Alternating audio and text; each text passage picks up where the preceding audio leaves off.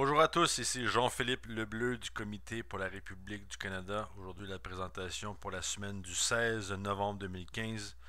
Bonjour à tout le monde, bonjour à nos auditeurs en France, en Haïti, au Canada, dans les autres pays francophones. Donc, les attentats de Paris, évidemment, nous allons discuter de ça. Nous allons voir l'analyse de Jacques Cheminade, ancien candidat présidentiel de France en 2012 et 1995, maintenant président de Solidarité et Progrès.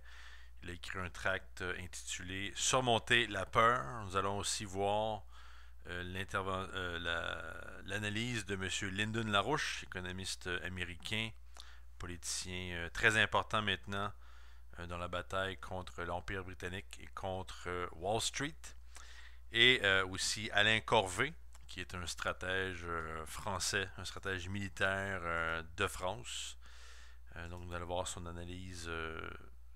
Donc, c'est ça, M. Alain Corvé, qui est conseiller en stratégie internationale, un colonel français, et qui travaille avec l'association de M. Cheminade depuis déjà un petit bout.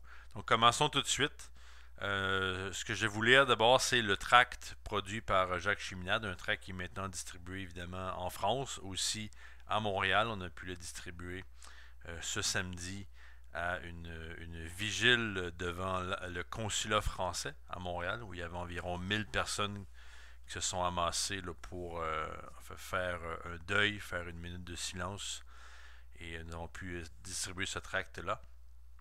Donc voici le tract intitulé Attentat, surmonter la peur. L'horreur a frappé Paris. Les massacres ont été commis à l'aveugle pour mettre notre pays en état de choc, avec la même barbarie et les mêmes méthodes qu'au Moyen-Orient, au Liban, en Irak, en Israël ou en Syrie.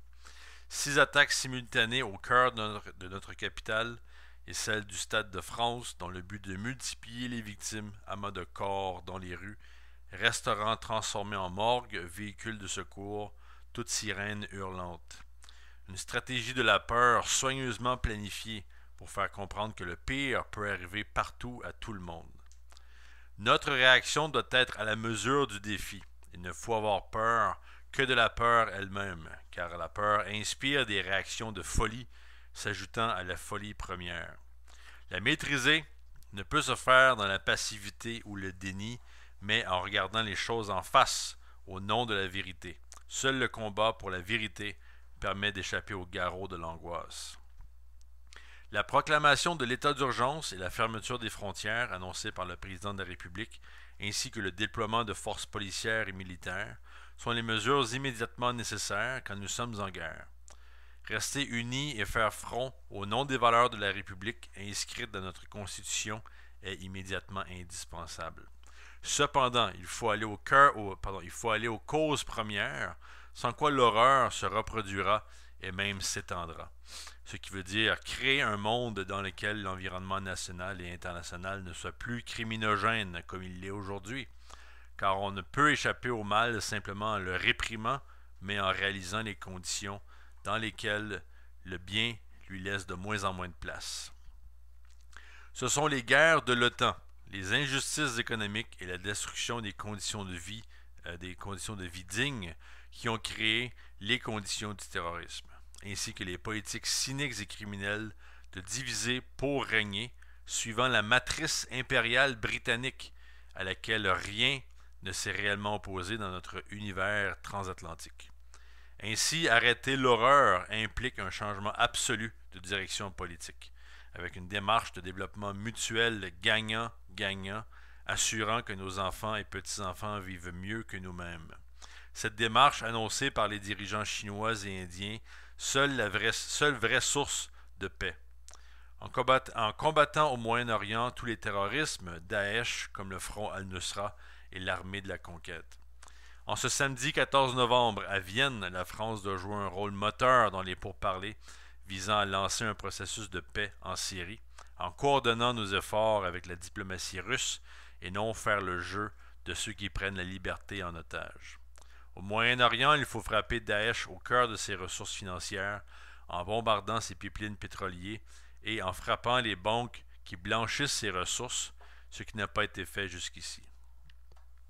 Il faut mettre un terme aux complicités du Qatar, de l'Arabie Saoudite et des Émirats avec le terrorisme, sans complaisance de clientèle à leur égard. Il faut enfin, du même pas, recréer les conditions du développement économique dans tous les pays de la région pour que les migrants puissent y retrouver des conditions de vie dignes, ce que la Chine nous propose en y étendant sa conception d'une nouvelle route de la soie. En attendant, dans tous les camps de réfugiés de la région, en coordination avec les organisations humanitaires internationales, il faut créer les conditions de cette dignité en y assurant une alimentation saine, des soins médicaux, des logements provisoires décents et l'éducation des enfants. Cette conception n'est pas russe, chinoise ou française, c'est celle qui justifie l'existence des États-nations, servir la cause de l'humanité. La France devrait occuper le premier rang dans cet engagement vital et non se soumettre aux barbares en djellaba, camis ou complet veston occidental. Donc voilà la déclaration de M. Jacques Chiminade qui évidemment touche à beaucoup de choses. On a vu le rôle en fait de l'Empire britannique dans ces attentats, l'appui tacite de l'Arabie Saoudite et d'autres nations de cette région-là, en finançant les groupes terroristes islamistes. Et comme on va le voir plus loin aussi, on va voir le rôle d'Obama qui a aidé à créer en fait cette situation déplorable dans le nord de l'Afrique et dans le Proche-Orient. Mais tout d'abord, voyons l'analyse de M. Alain Corvé. Donc Alain Corvé, je le répète, est un colonel français conseiller en stratégie internationale qui a déjà écrit plusieurs documents, notamment pour attaquer la politique européenne concernant la Syrie et d'autres sujets reliés. Donc voici son analyse sur les attaques terroristes du 13 novembre 2015 à Paris. Donc cela va comme suit. Les attaques terroristes à Paris hier soir ont été organisées et exécutées sur ordre de Daesh, qui en a réclamé la paternité de façon odieuse, habituelle à sa pratique. La simultanéité des actions et les lieux choisis indiquent qu'il s'agit d'une opération de guerre prévue à l'avance et coordonnée contre la France. Il y en aura d'autres, car l'organisation terroriste dispose de candidats au suicide, dont certains ont été formés dans ces unités combattantes en Irak et en Syrie, qui reviendront en France pour accomplir leur forfait dans les vagues de migrants où s'y trouvent déjà. Les musulmans de France intégrés paisiblement dans la vie nationale vont être les victimes innocentes de ces actes par les amalgames faits sans réflexion. Nos services de sécurité font leur travail avec compétence et efficacité, aidés par les récentes dispositions législatives et judiciaires prises depuis le 11 janvier dernier, après les événements de Charlie Hebdo. Mais ils ne peuvent faire face aux centaines et sans doute milliers de terroristes potentiels qui sont sur notre territoire et peuvent agir au mépris de leur propre vie, souvent sous l'emprise de drogues qui dévoient leur jugement, au moindre signal de leur commanditaire de Daesh ou Al-Qaïda, organisations qui partagent la même idéologie et n'ont que des rivalités de personnes, de territoires ou de soutien financier. Les mesures prises en Conseil des ministres faciliteront l'action de nos services et augmenteront notre défense contre la menace terroriste, mais elles ne résolvent pas le problème de fond qui résulte de la situation au Moyen-Orient et tout particulièrement en Syrie. La Syrie est le creuset du terrorisme qui a été soutenu depuis près de 5 ans par des États sunnites, Arabie Saoudite et ses alliés de la péninsule, Qatar et Turquie, dans le but obstiné jusqu'à l'absurde de renverser l'État laïque de Damas. But également poursuivi par les puissances occidentales qui ont participé au financement et à l'armement de ces barbares illuminés. Parce qu'ils n'étaient pas dociles à leurs injonctions et pour des visées géopolitiques plus lointaines. Il faut cesser de se voiler la face si nous voulons lutter vraiment contre les terroristes dont l'action peut se renouveler chez nous et s'associer à la Russie qui mène depuis peu une véritable lutte contre eux en concordant notre action avec elle au lieu de la critiquer sans cesse. Il faut aussi soutenir ses propositions de règlement politique de la crise, aider au rétablissement de l'autorité légitime sur l'ensemble de son territoire, puis engager un dialogue national sous l'égide des grandes puissances et de l'ONU qui débouchera sur des élections où les Syriens décideront seuls de leur sort et de leurs dirigeants. Les terroristes en Syrie et en Irak ne seront in fine éradiqués que par des troupes au sol, qui ne peuvent être que les forces armées irakiennes et syriennes, soutenues par la communauté internationale. Il est en effet impensable que des armées non arabes débarquent dans cette région en masse. Il faudra beaucoup de soldats pour l'emporter. Il est également essentiel que nous reprenions des échanges avec les services de renseignement syriens, qui sont les mieux informés du monde sur la mouvance terroriste, ce qui implique une reprise du dialogue avec les autorités politiques. Nos services de sécurité en ont un besoin vital. Cette guerre contre le terrorisme est une guerre mondiale. Les faux fuyants, les doubles jeux sont désormais à proscrire. Que les États qui le peuvent exigent maintenant des États sunnites qui le soutiennent, qu'ils choisissent leur camp clairement et ne s'abritent pas derrière des voiles hypocrites pour dire qu'ils ne savent pas ce que font leurs services secrets ou leurs compatriotes engagés. Il faut aussi cesser de faire des distinguos subtils mais mensongers entre les terroristes modérés et les autres. L'expérience américaine est là pour prouver le fiasco de cette distinction. C'est seulement à ce prix que la guerre peut être gagnée. Sinon, le monde devra vivre avec cette menace pendant longtemps. Donc voilà l'analyse de M. Alain Corvé, colonel Alain Corvé de France. Donc encore une fois, le nom de l'Arabie Saoudite est sorti des boulamites, comme on dit.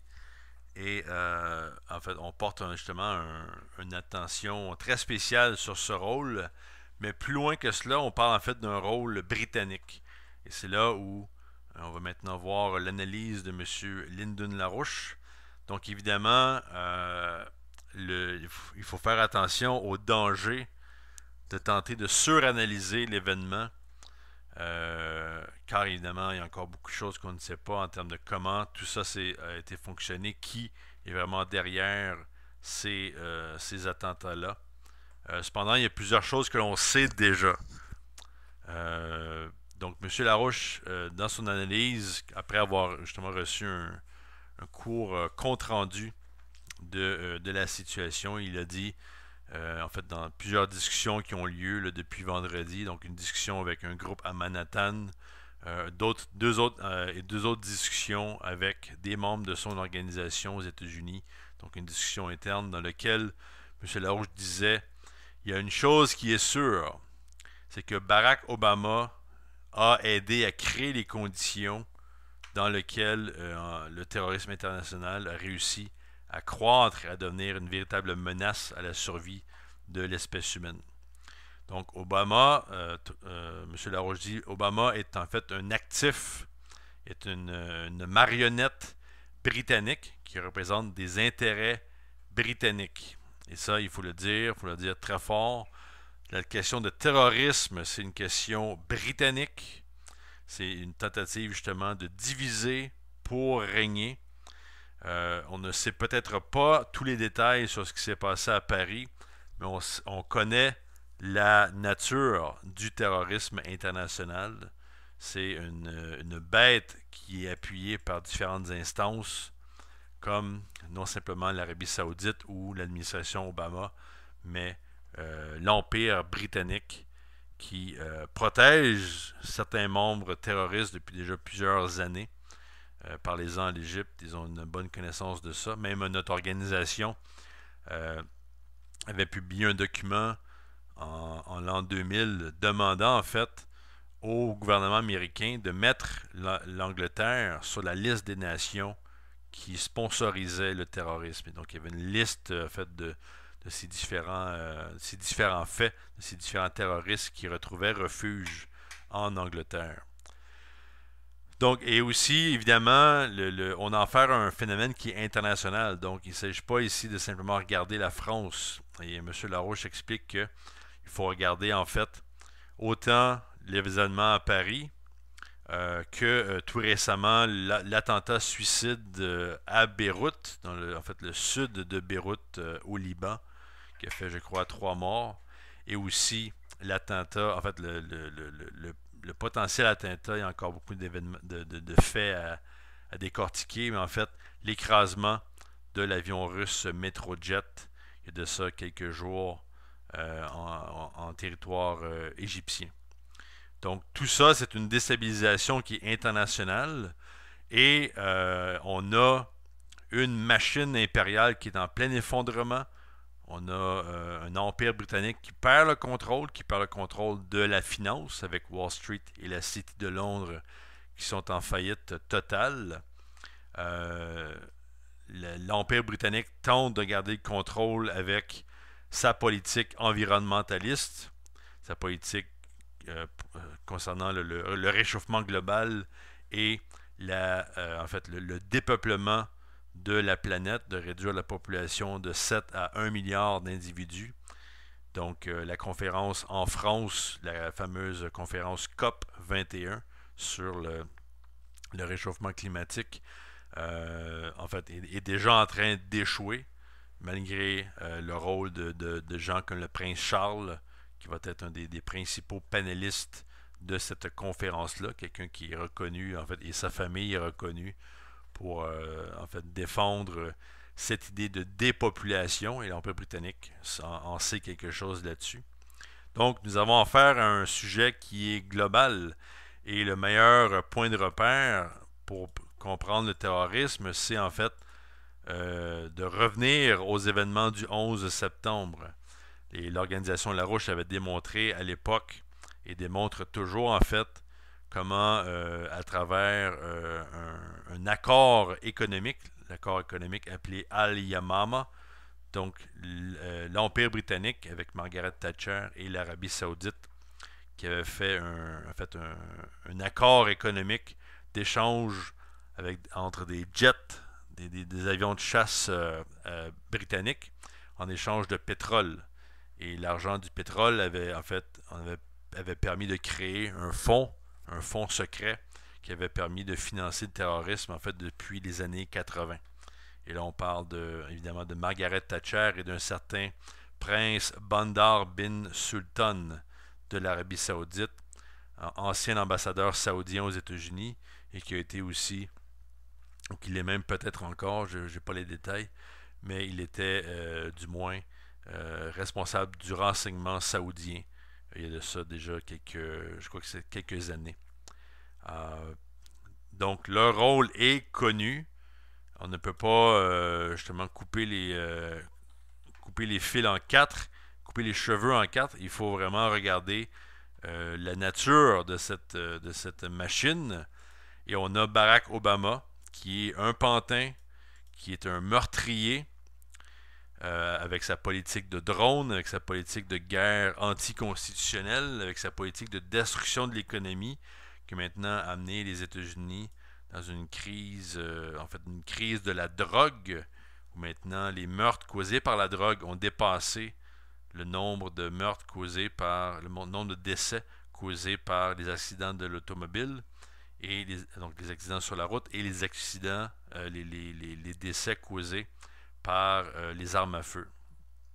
Donc une destruction de l'économie américaine totale et une destruction du nord de l'Afrique et du Proche-Orient plus particulièrement, qui a créé cette crise de réfugiés et qui maintenant crée une situation pratiquement impossible en Europe où on tente maintenant, évidemment, après les attentats à Paris, on veut augmenter la sécurité, mais en même temps, on veut toujours aider les réfugiés et ça crée une situation qui peut vraiment devenir très dangereuse et on pourrait même parler d'une potentielle guerre civile.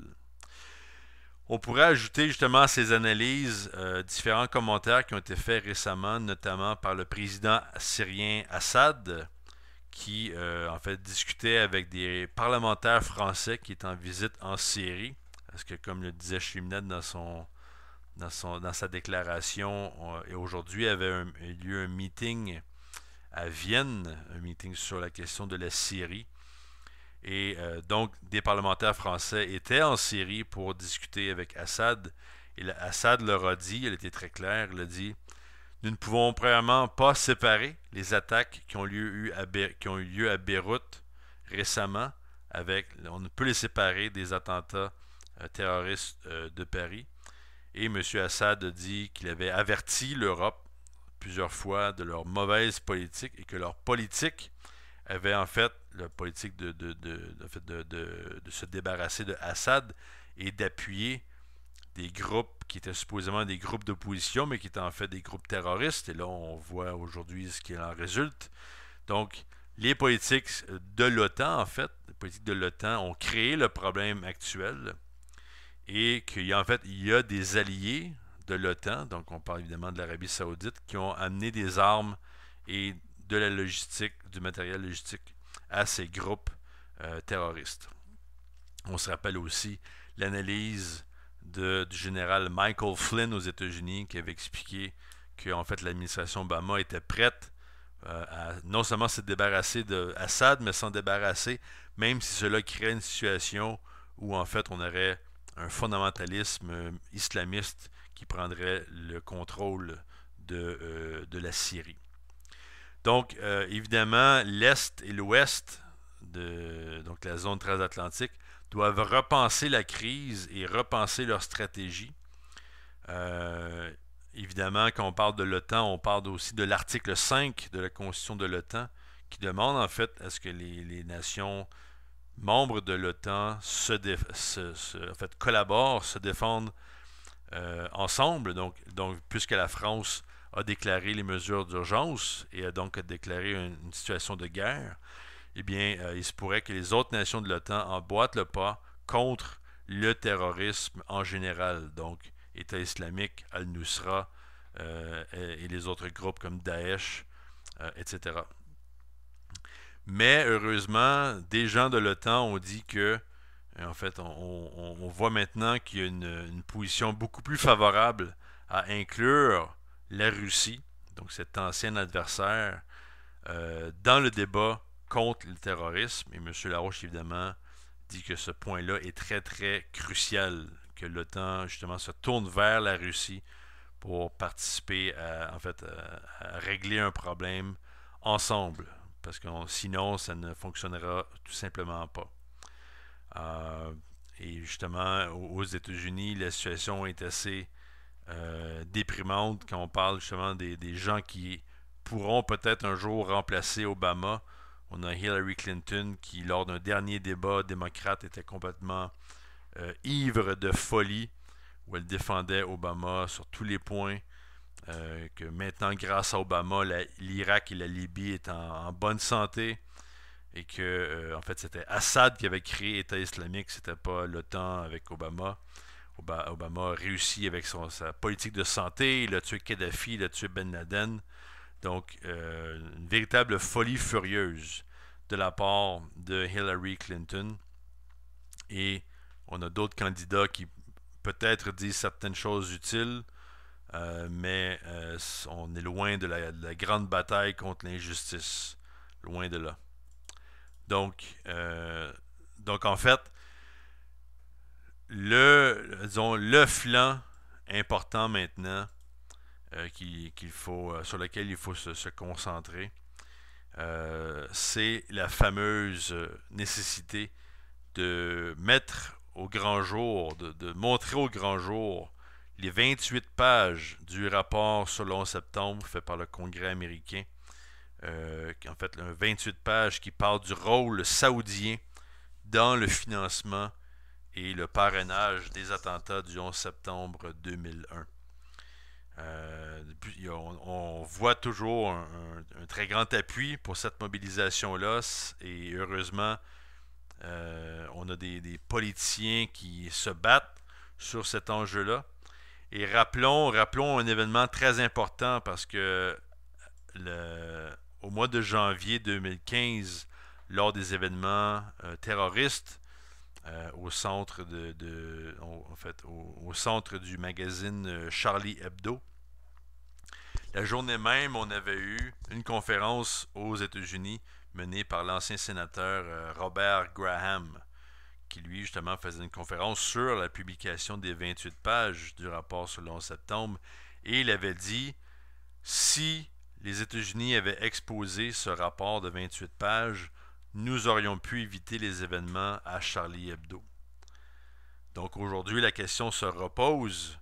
Est-ce que les gens vont vouloir se battre contre le terrorisme britannique et saoudien? Est-ce qu'on va mettre un terme à cette politique de diviser pour régner? Est-ce qu'on va se débarrasser des pantins britanniques dans les gouvernements aux États-Unis et dans d'autres pays? Et est-ce qu'on va en fait trouver la force de combattre cette barbarie? Et on l'a vu dans les événements à Paris où vraiment il n'y avait aucune retenue. Et heureusement, en fait, heureusement qu'il y avait eu beaucoup de sécurité au stade. En fait, il y a un stade où il y avait une partie de soccer. Et le terroriste, en fait, a été repoussé, mais il y a eu une explosion à l'extérieur du stade parce que la sécurité était élevée, parce qu'il y avait François Hollande qui était là, et aussi le ministre des Affaires étrangères allemand, M. Steinmeier, qui était là. Donc, évidemment, si les terroristes avaient réussi leur coup à cet endroit-là, le décompte des morts est encore pire et l'impact aurait été encore beaucoup plus symbolique. Donc, le point demeure, il faut exposer ces 28 pages, il faut exposer le rôle de l'Arabie saoudite et de la Grande-Bretagne dans le parrainage, la protection et la création du terrorisme. Obama doit être renvoyé. Sa politique de drone est le dernier scandale qui démontre à quel point il est incompétent et inapte à être président américain. M. Larouche dit Obama est détesté aux États-Unis à l'échelle internationale. Il est vraiment détesté politiquement et seuls les lâches démontrent de la sympathie pour Obama. Obama est un politicien, sa carrière politique est finie, mais on ne peut pas le laisser là parce que justement, comme on en a parlé beaucoup dans notre émission, on risque maintenant un danger de guerre nucléaire avec la Russie. Et malgré les rapprochements qui se font entre l'OTAN et la Russie après les événements à Paris, Obama demeure le point central pour la stratégie impériale britannique pour détruire les États-Unis et en fait détruire les nations dans leur totalité. Donc on a une population qui est peut-être encore sous le choc. Évidemment, c'est un peu compréhensible, mais il faut aller vite vers une politique de stratégie. Il faut se rappeler que la France est en état d'urgence. Donc, on doit faire son deuil, mais on doit aussi agir très rapidement. Donc, pas simplement ayant une sympathie envers la France, mais ayant une approche stratégique pour gagner la bataille contre le terrorisme. Donc, de travailler avec la Russie de manière directe et de manière concrète, de vraiment mettre un terme à cette maladie qui est le terrorisme sous toutes ses formes, et mettre en place une politique de développement économique comme celle que représentent les nations du groupe BRICS, donc Brésil, Russie, Inde, Chine, Afrique du Sud, avec leur politique de développement de la nouvelle route de la soie. Et donc, on demande en fait aux politiciens américains d'exposer ces documents. Et en fait, il n'existe pas d'empêchement légal à la publication de ces 28 pages. Et ça, c'est un document récemment publié par l'ancien sénateur de l'Alaska, M. Mike Gravel, qui travaille avec le mouvement Larouche depuis déjà un bout de temps et qui était en fait une personnalité, est toujours une personnalité connue aux États-Unis parce que c'est lui qui, dans les années 70, avait exposé ce qu'on appelait à l'époque les Pentagon Papers. Donc les documents en fait qui démontraient l'échec total de la guerre du Vietnam. Donc le rôle des Américains au Vietnam, à quel point la guerre était en fait un échec total. Et ces documents-là avaient amené justement à la défaite politique et en fait à la démission de Richard Nixon. Donc les politiciens américains peuvent exposer ces 28 pages-là et il faut le faire. Il faut le faire pour justement faire la paix avec l'histoire moderne et vraiment exposer cette machine géopolitique que représente l'Empire britannique. Donc, maintenant, pour terminer la présentation, ce que je voulais faire, c'est de vous faire jouer une présentation faite par M. Jacques Cheminade qui a eu lieu, en fait, le 11 décembre 2014 à l'Académie de géopolitique de Paris. Une présentation intitulée « Les racines britanniques du terrorisme international ». Donc, je vous laisse là-dessus. Ici Jean-Philippe Lebleu du Comité pour la République du Canada qui vous dit à la semaine prochaine. Mesdames, Messieurs, Excellences et Amis, Monsieur le Président, vous m'avez indirectement incité à parler en politique. Je suis disposé à le faire. En politique, il y a une mémoire. Il est fondamental de comprendre que les racines du terrorisme international, la violence infligée à l'autre pour ce qu'il est, il est fondamental de comprendre que la promotion du terrorisme international, que ses racines sont aujourd'hui britanniques pour éviter de commettre des erreurs d'évaluation désastreuses au sein des tempêtes stratégiques et politiques de notre temps. Il ne s'agit pas de la responsabilité du Royaume-Uni, proprement dite, mais de la matrice impériale britannique qui a pris différentes formes dans son histoire. On se rapproche le plus de la réalité en se souvenant de la formule transatlantique utilisée par John Maynard Keynes, American Money and British Brains, l'argent américain et le cerveau britannique. Cette matrice de domination impériale repose sur une combinaison d'influence économique, de guerre irrégulière, de désorganisation des structures étatiques et de guerre globale. Le terrorisme étant le levier permettant à cette combinaison de fonctionner au plus haut niveau d'efficacité destructrice par chantage. Le terrorisme n'est donc pas un accident ou une arme isolée, mais une pièce maîtresse sur un échiquier complet. Il ne faut pas le penser d'abord comme un terrorisme d'État, bien qu'il puisse prendre cette forme, mais comme arme d'un empire qui hier était maritime et colonial et qui est devenu aujourd'hui offshore ou hors sol à partir de la City de Londres, de Wall Street et de leurs paradis fiscaux. Cet empire récupère toutes les arriérations, tous les fondamentalismes religieux soi-disant régénérateurs et tous les archaïsmes, y compris l'outrage fait aux femmes, et en joue systématiquement. Guy Debord, dans sa préface de la 4e édition italienne de sa Société du spectacle, parle en 1979 d'une couche périphérique de petit terrorisme sincère, toléré momentanément comme un vivier dans lequel on peut toujours pêcher à la commande quelques coupables montrés sur un plateau. C'est une juste description, encore que depuis le terrorisme de petit soit devenu grand, et encore faut-il examiner les localisations géographiques et la matrice de ces faits pour en comprendre la logique criminelle et pouvoir y faire face.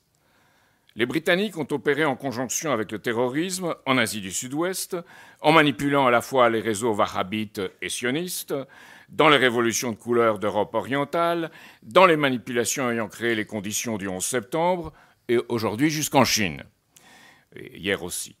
Ils ont laissé des traces, le plus souvent sous la forme opérationnelle, de réseaux américains, héritiers de leurs méthodes dans la période récente. En France, Olivier Blanc, dans un livre intitulé « Les hommes de Londres », a bien exposé, puisqu'on a parlé de la Révolution française, ceux qui fomentent et exploitent les colères d'autrui, les portant à détruire et à s'autodétruire. C'était au moment de la Révolution française, mais la méthode reste de jeter des fourmis noires humaines contre des fourmis rouges humaines et de contrôler leur opposition. C'est cette méthode dont je veux vous parler ici, par-delà la description de tel ou tel monstre de Frankenstein qu'elle engendre. Au Proche et Moyen-Orient, on trouve les réseaux de Cecil Rhodes et de deux de ses principaux opérateurs, Alfred Milner et Leo Stenet Amri. Ils ont financé à la fois les réseaux nationalistes arabes, particulièrement dans la mouvance wahhabite, et ceux du révisionnisme sioniste de Vladimir Zeb Jabotinsky et Chaim Weizmann. À partir des émeutes de Nebi Moussa, en 1920, aujourd'hui oubliées, ils ont créé un environnement contrôlé, entretenant une instabilité permanente au profit de leurs intérêts financiers. L'antisémitisme terroriste arabe se trouve ainsi opposé à un racisme anti-arabe, anti-musulman, visant à éliminer tous les mouvements raisonnables, en fomentant cette opposition, visant à éliminer tous les mouvements raisonnables dans tous les camps et à promouvoir une guerre de tous contre tous. C'est après les émeutes de Nebi Moussa que Jabotinsky et Husseini furent promus en héros de leurs communautés respectives, lancés l'une contre l'autre. À noter que le père de Benjamin Netanyahou, Benzion Netanyahou, était le secrétaire personnel de Jabotinsky. Le New York Times du 11 juin 1916 proclamait « Lord Milner veut l'union anglo-américaine ». Il est essentiel de comprendre que cette union vise à détruire les fondements de toute État-nation, y compris des États-Unis et de la Grande-Bretagne, pour les placer sous la tutelle permanente d'un mondialisme financier et de services de renseignement, échappant à tout contrôle judiciaire de leurs activités. Emory, par exemple, réservait ses plus virulentes critiques à Sumner Welles, le sous-secrétaire d'État de Franklin Delano Roosevelt, qui partageait avec son président le rejet des méthodes de l'Empire britannique. Dans ce journal, Emory note, le 26 juillet 1928, « Notre objectif ultime est clairement de faire de la Palestine un centre d'influence occidentale en utilisant les Juifs, comme nous l'avons fait auparavant avec les Écossais, pour promouvoir l'idéal britannique à travers tout le Moyen-Orient et non pour établir une enclave orientale artificielle des Hébreux dans une région orientale. » C'est ainsi qu'Emory et Weizmann créèrent la Légion juive, dont Jabotinsky fut le porte-parole et l'organisateur. Quant à un autre opérateur sur le terrain, John Henry Patterson, il participa à l'organisation des camps du Bétar en Palestine et dans l'État de New York aux États-Unis. Ce sont ces milieux qui engendrèrent l'Irgun et ses activités terroristes. Lors de la 3e conférence révisionniste internationale, car c'était des sionistes révisionnistes, il faut bien le voir, qui se tint à Vienne en 1928, Jabotinsky soutint la résolution, déclarant, je cite, qu'il n'y a aucune contradiction entre une Palestine juive et un éventuel statut de dominion du Commonwealth britannique. Évidemment, cela ne se fit pas, mais l'influence demeura. Il faut bien comprendre que cette politique ne découle pas d'un attachement au peuple juif, ni même à l'État d'Israël, mais la volonté de diviser pour régner en créant une situation d'affrontement permanent. Preuve en est que ces mêmes intérêts impériaux alimentèrent les monarchies saoudiennes et du Golfe Persique, ainsi que leur émanation terroriste, parrainée et financée par des institutions dites charitables du monde musulman ou par certaines grandes familles. On connaît aujourd'hui l'implication du prince Bandar, ça a été dit, dans le financement de certains des opérateurs du 11 septembre. Les fonds résultant du contrat saoudien Al-Yamama, armes contre pétrole, avec BAE Systems, les fonds ont été placés hors de tout contrôle sur des marchés de hedge funds des îles Caïmans, dont je rappelle les billets de banque sont à l'effigie de la reine d'Angleterre et l'hymne national God Save the Queen.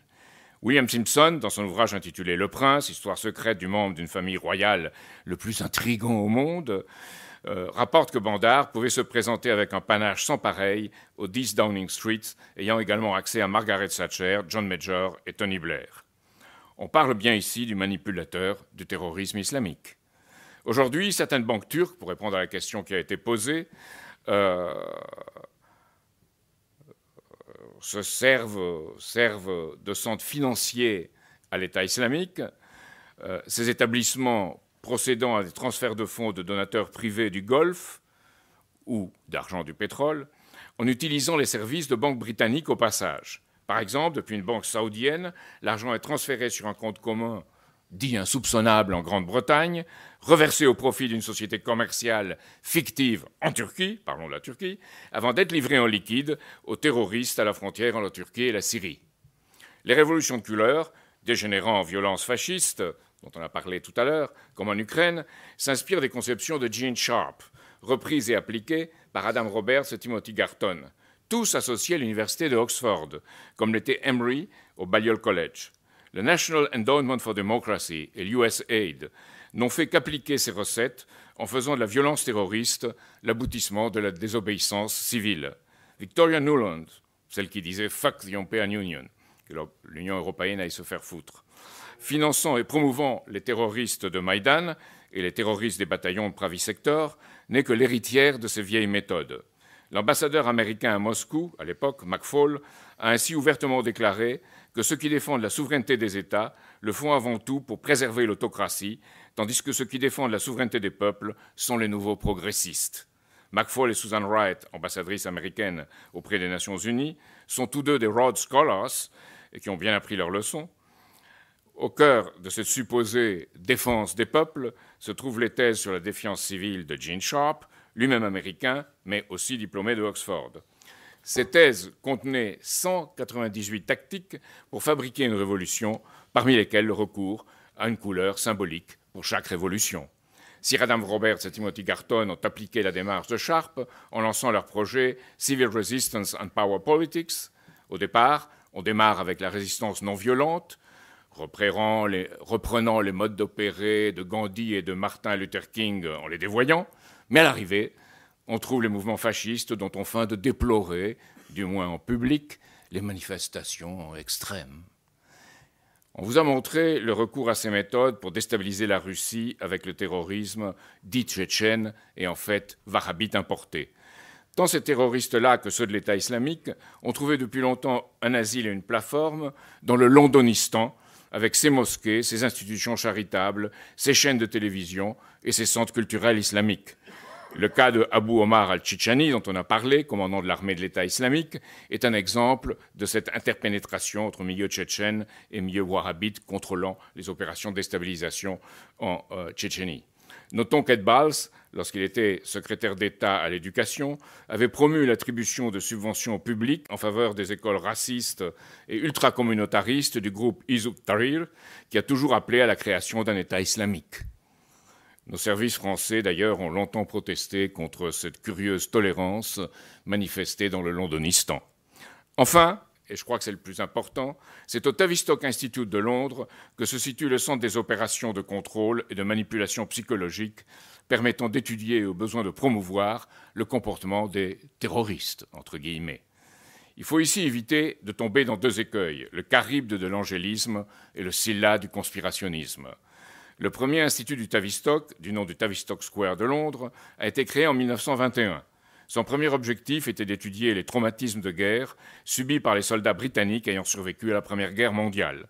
Il s'agissait d'identifier, selon des critères scientifiques, le seuil de rupture de la résistance d'un être humain à des sollicitations extrêmes. Le projet était parrainé par le Bureau pour la guerre psychologique de l'armée britannique sous l'autorité du psychiatre John Rawling Rees.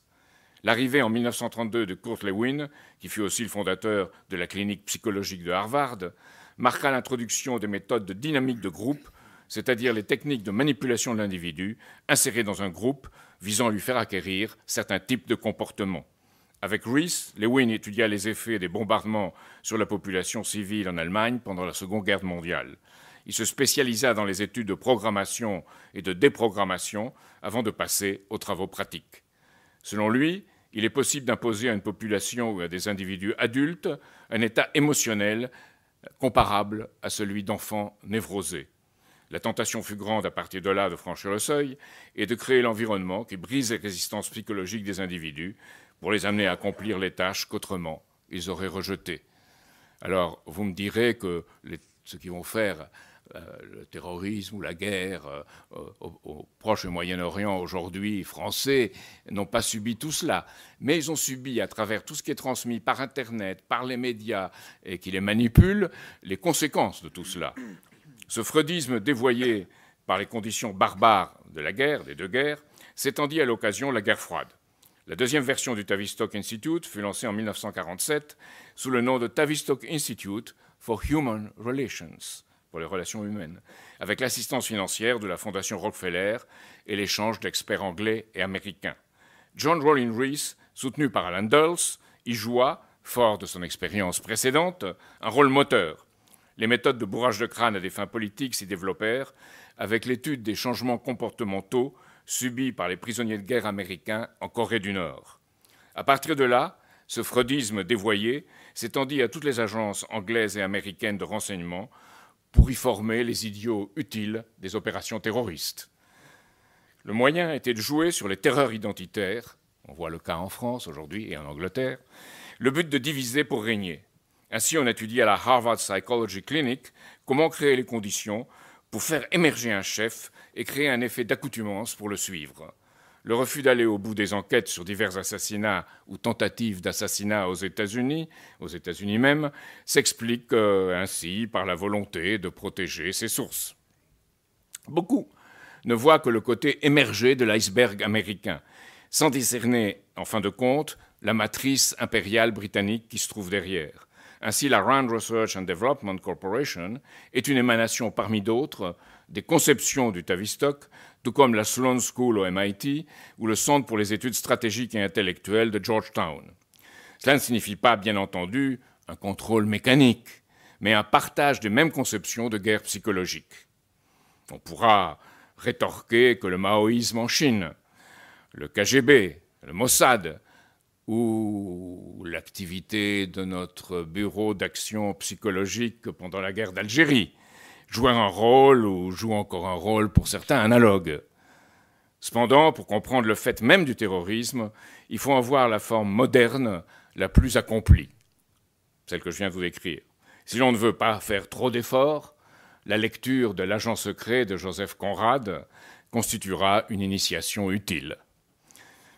Je conclurai en disant que tant nous n'aurons pas mis fin à cette conception de l'être humain, un être humain considéré comme défini par ses perceptions et soumis à des expériences manipulatrices, nous n'aurons pas mis fin au terrorisme. Et les fourmis rouges continueront à se jeter sur les fourmis noires sans que l'on puisse retrouver un vouloir vivre en commun dans la détente, l'entente et la coopération. Espérons que les pays des BRICS, vous savez, c'est le Brésil, la Russie, l'Inde, la Chine et l'Afrique du Sud, mais aujourd'hui, ils ont rejoint l'Argentine. On parle des BRICS aussi, c'est-à-dire l'Indonésie et l'Iran. Que tous ces pays ouvrent la voie vers ce vouloir vivre et que nous serons capables d'en devenir partenaires. La clé est, je pense, celle d'États-nations voués aux intérêts communs de l'humanité contre toutes les oligarchies impériales. Nos pays européens, trop soumis, doivent en être libérés, y compris la Grande-Bretagne et, j'ajouterai, la France. Merci. Laissez-moi finir sur cette espérance, car c'est une espérance qui est ardente et urgente.